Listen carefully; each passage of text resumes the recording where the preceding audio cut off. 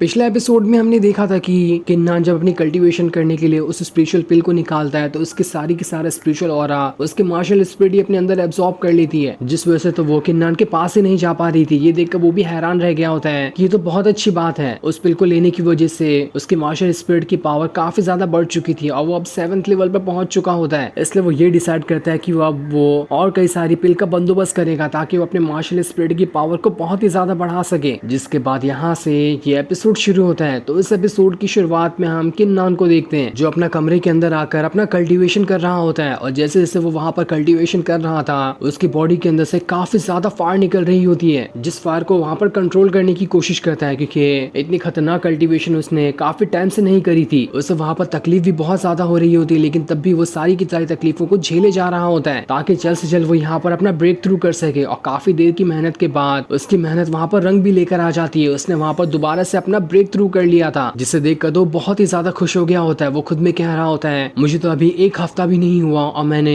अपने foundation level के 3rd level को भी अचीव कर लिया है। ये तो बहुत बड़ी कमाल की बात है। मुझे तो खुद पर यकीन ही नहीं हो रहा कि मेरी कल्टीवेशन पावर इतनी जल्दी जल्दी कैसे बढ़ते जा रही है। जब से मेरे पास मेरी मार्शल स्पिरिट आई है उसकी वजह से मैंने खुद की कल्टीवेशन पावर को बहुत जल्दी बढ़ाना शुरू कर दिया है, और जैसे जैसे मेरी कल्टीवेशन पावर बढ़ रही है उसी तरह से मेरे मार्शल स्पिरिट की भी कल्टीवेशन पावर बढ़ते जा रही है। ऐसा ही रहा तो मैं बहुत जल्द बहुत ही ज्यादा पावरफुल बन जाऊंगा। उसके बाद मैं अपने सारे के सारे कजन को उनकी औकात दिखा दूंगा। तभी वहां पर वो लड़की आ रही होती है जो किन्नान का हमेशा ख्याल रखती है। वो वहां पर आने के बाद किन्नान से कह रही होती है यंग मास्टर आपने सुबह से कुछ नहीं खाया था इसलिए मैं आपके लिए यहाँ पर खाना लेकर आई हूँ। साथ ही वो वहाँ पर एक नक्शा भी देती है जो उसे शराबी एल्डर ने दिया था। उसे देते हुए उन्होंने उस लड़की से कहा होता है कि इसे चुपचाप से किन्नान को दे देना ताकि किसी को पता न चले कि मैंने किन्नान को ये दिया है। साथ ही वही सेम नक्शा चैन के पास ही होता है। वो अपने साथियों से कह रहा होता है ये नक्शा मुझे उस शराबी एल्डर ने दिया है। उन्होंने कहा था कि वो नक्शा सिर्फ मुझे दे रहे हैं, मेरे अलावा किसी के पास भी ये नक्शा नहीं होगा। लेकिन चैन यहाँ पर अनजान होता है कि वो शराबी एल्डर सिर्फ उसे ही नहीं पसंद करते, उसके साथ साथ वो किन्नान को भी बहुत ज्यादा पसंद करते हैं। इसलिए उन्होंने दुनिया से छुपाकर किन्नान को भी ये नक्शा दे दिया। और ये नक्शा एक माउंटेन का होता है जिस माउंटेन के अंदर एक बहुत ही ज्यादा पावरफुल स्पिरिचुअल पूल है। अगर कोई भी वहां पर चला जाए तो उसकी कल्टीवेशन पावर वहां पर बहुत जल्दी बढ़ने लगेगी। इसलिए शराबी एल्डर चाहते थे कि किन्नान जल्द से जल्द वहां पर जाकर उस पूल के अंदर चले जाए, जिस वजह से उसकी कल्टीवेशन पावर बहुत जल्दी बढ़ने लगेगी। ये सारी चीजें देखकर तो चैन और उसके साथ जो कजन खड़े होते हैं वो सभी काफी ज्यादा खुश थे कि अरे वाह हमारे हाथ तो खजाना लग गया है। इस पुल के बारे में तो हमने हजारों सालों से सिर्फ सुन कर रखा था, आज देखो हमारे पास उसका नक्शा भी आ चुका है। इसका इस्तेमाल करते हुए हम आसानी के साथ उस पुल के पास जा सकते हैं। एक बार हम वहां पर चले जाएं उसके बाद तो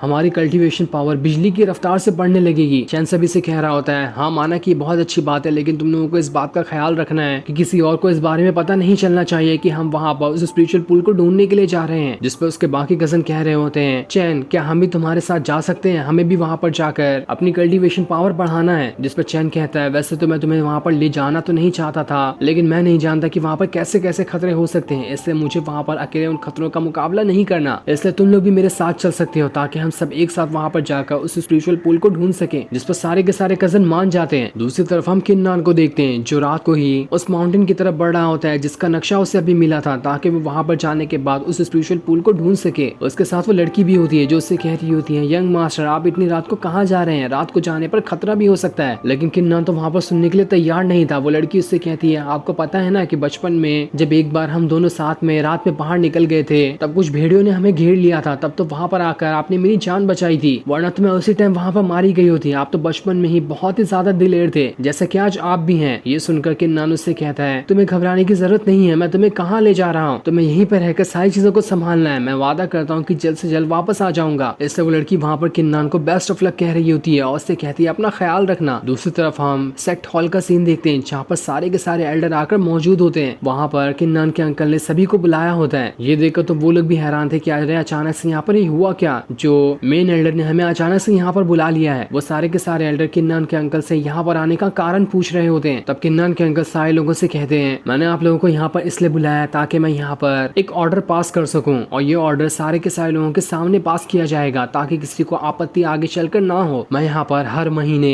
किन्नान को 800 स्पिरिचुअल पिल देना चाहता हूँ ताकि वो अपनी कल्टीवेशन पावर को बढ़ा सके। जो सुनकर तो सारे के सारे एल्डर की वहाँ पर आंखें फटी की फटी रह जाती है। वो उस मेन एल्डर से कहते हैं 800 क्या आप पागल तो नहीं हो गए, 800 कैसे आप किन्नान को दे सकते हैं। उन 800 पिल की मदद से तो हमारे पूरे सेट के सिपाही और जितने भी मेंबर हैं वो पूरे 1 साल तक की अपनी कल्टीवेशन कर लेंगे, और आप अकेले किन्नान को हर महीने 800 100 देना चाहते हैं, ये तो बिल्कुल नामुमकिन के। अब ये सुनकर एक एल्डर जो वहाँ पर होता है वो किन्नान के अंकल से कह रहा होता है, आपका होश ठिकाने पर तो है ना? आप ऐसे कमजोर इंसान को 800 स्पेशल पिल देना चाहते हैं जिसे उसकी कदर भी नहीं है। इतने सारे कल्टीवेशन पिल को लेकर भी वो क्या ही उखाड़ लेगा, उसने तो सालों से कुछ नहीं उखाड़ा, जबकि आप सालों से उसे सबसे ज्यादा रिसोर्सेज देते हुए आए हैं। तो अब इतने ज्यादा रिसोर्सेज देने का क्या ही फायदा, वो सारे के सारे रिसोर्सेज को वहाँ पर बर्बाद कर देगा। तब इतने सारे एल्डर का इस ऑर्डर के खिलाफ आवाज उठाता देखकर किन्नान के अंकल जो होते वहाँ पर कहते हैं, अगर सारे लोगों को ये लगता है कि मैंने 800 ज्यादा दिए तो ठीक है, मैं उसे कम करके 500 दे देता हूँ, लेकिन उससे कम मैं नहीं करने वाला। किन्नान को हर महीने 500 स्पेशल पिल दिए जाएंगे जिसकी मदद से वो अपनी कल्टीवेशन पावर बढ़ा सकता है। लेकिन सारे लोग कह रहे होते हैं किन्नान तो घटिया इंसान है, उसकी औकात तो महीने की एक पिल को लेने की भी नहीं है। सभी कह रहे होते हैं अगर मेन एल्डर यहाँ पर किन्नान को इतने सारे स्पेशल पिल देना चाहते हैं तो इसके बदले उन्हें एक सॉलिड रीजन बताना होगा, उसके बाद ही हम यहाँ पर राजी हो सकते हैं। तब ये सुनकर मेन एल्डर वहाँ पर कह रहे होते हैं, कुछ महीनों पहले मैंने 5 डिवाइन वेपन को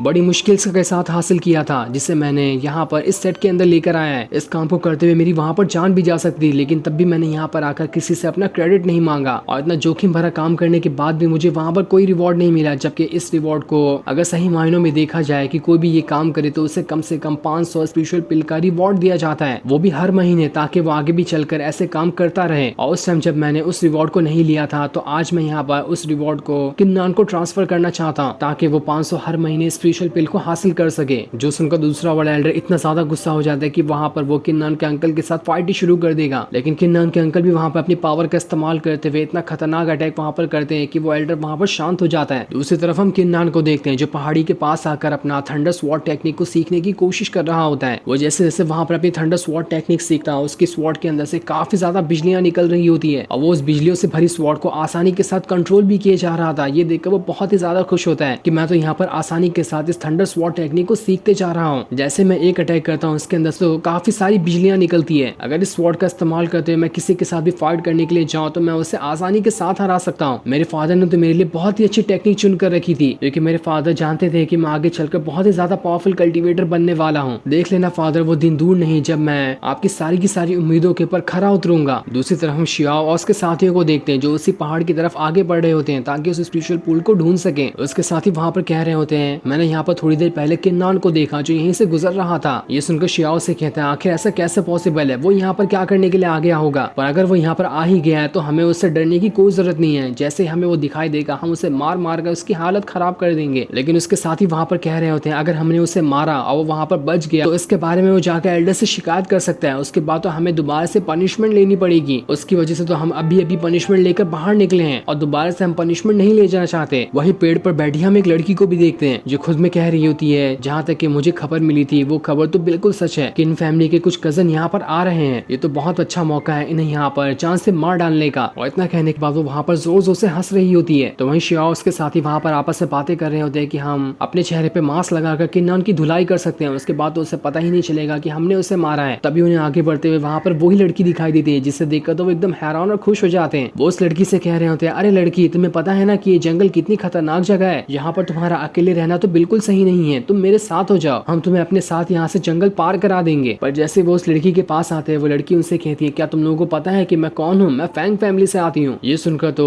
शियाओ की वहाँ पर हालत खराब हो जाती है। वो जल्दी से पीछे जाकर हट जाता है कि उसने तो गलत लड़की के ऊपर गलत नजर डाल दी। तभी वहाँ पर एक बहुत ही ज्यादा पावरफुल बंदा आता है जिसने अपनी पावर का इस्तेमाल करते हुए शियाओ उसके साथियों को उठाकर वहाँ से दूर फेंक दिया था, जिस वजह से उनकी वहाँ पर हालत खराब हो जाती है। जिसके बाद वहाँ पर वो आदमी उस लड़की के पास आता है क्योंकि वो दोनों एक दूसरे के कपल थे। वो आदमी तो उस लड़की के सामने बहुत ही ज्यादा लंबा और हट्टा कट्टा दिखाई दे रहा होता है। ये देखकर तो शियाओ को भी वहाँ पर ट्रेन और टनल वाला मीम याद आने लग गया था, पर तभी वो वहाँ पर कुछ नहीं कहता, वरना तो वहाँ पर वो आदमी उसकी वहाँ पर पटक पटक कर जान ले लेगा। वो लड़की वहाँ पर शियाओ से कह रही होती है, बस कुछ दिन और, उसके बाद तुम्हारी किन फैमिली के अंदर ऐसी तबाही आएगी जिसका तो तुम वहाँ पर अंदाजा भी नहीं लगा सकते हो। जिसके बाद उसने अपनी स्वॉर्ड को बाहर निकालते हुए शियाओ बाकियों की तरफ ही बढ़ने लगती है ताकि उनके ऊपर अटैक करके वहाँ पर उनकी जान ले सके। पर जैसे वो उनके ऊपर अटैक करती है इससे पहले वहाँ पर किन्नान आ जाता है जो अपनी स्वॉर्ड का इस्तेमाल करते हुए उस लड़की को उठाकर वहाँ से दूर फेंक देता है, जिस वजह से उसके कजन वहाँ पर बच चुके थे। जो सीन दिखाते ही ये एपिसोड यहीं पर एंड हो जाता है। Thanks for watching.